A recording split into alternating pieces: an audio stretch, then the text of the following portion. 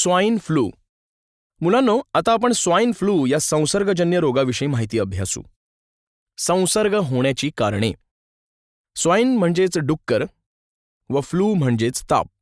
Swine flu हा संसर्गजन्य विकार असून याचा संसर्ग स्वाईन फ्लूच्या H1N1 या विषाणूपासून होतो. स्वाईन फ्लूचे विषाणू हे हवेत 8 तास जिवंत राहू शकतात. स्वाईन फ्लूचा संसर्ग डुकरांकडून मनुष्यामध्ये होत असतो. त्याचप्रमाणे ज्या रोग्याला स्वाईन फ्लूची लागण झाली त्यापासूनही हा रोग दुसऱ्यांना होतो. स्वाईन फ्लूचे विषाणू हे बाधित व्यक्तीच्या खोकल्याने किंवा शिंकल्यामुळे हवेत पसरतात. निरोगी व्यक्तीच्या नाक, डोळे, तोंड, त्वचा यांच्याशी संपर्क झाल्यास या विषाणूंचे संक्रमण होते. अशा प्रकारे स्वाईन फ्लूचा प्रसार होतो. स्वाईन फ्लूची लक्षणे.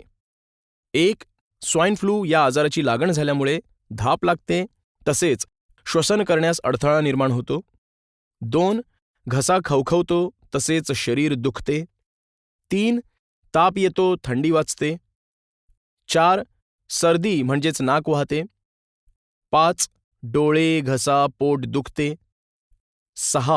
मळमळते, उलटी होते.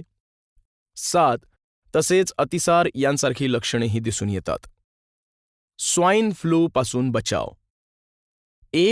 स्वाईन फ्लूचा प्रसार हा खोकण्याने किंवा शिंकण्याने होतो. त्यामुळे तोंडावर मास्कचा वापर केला पाहिजे. आपले हात नेहमी व वारंवार स्वच्छ धुवावेत. जर आपली तब्येत ठीक नसेल तर घरीच थांबावे. गर्दीच्या ठिकाणी जाणे टाळावे. जर श्वास घेण्यास त्रास होत असेल व ताप येत असेल तर तात्काळ लगेच डॉक्टरांकडे जावे. अशा प्रकारे आपण काळजी घेतली तर बऱ्याच प्रमाणात स्वाईन फ्लूशी सामना करू शकतो. स्वाईन फ्लूचे निदान.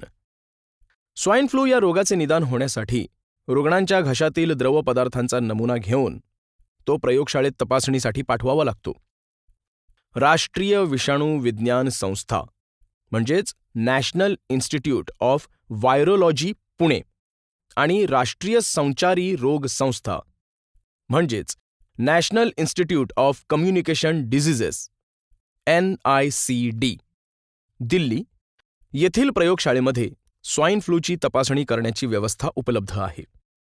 स्वाईन फ्लूची सर्वप्रथम बाधा ही मार्च 2009 मेक्सिको या देशात झाली.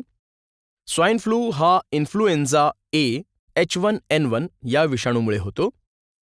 हा विषाणू डुकरांमध्ये आढळतो. डुकरांमध्ये वावर असणाऱ्या व्यक्तीला या विषाणूंची बाधा होऊ शकते.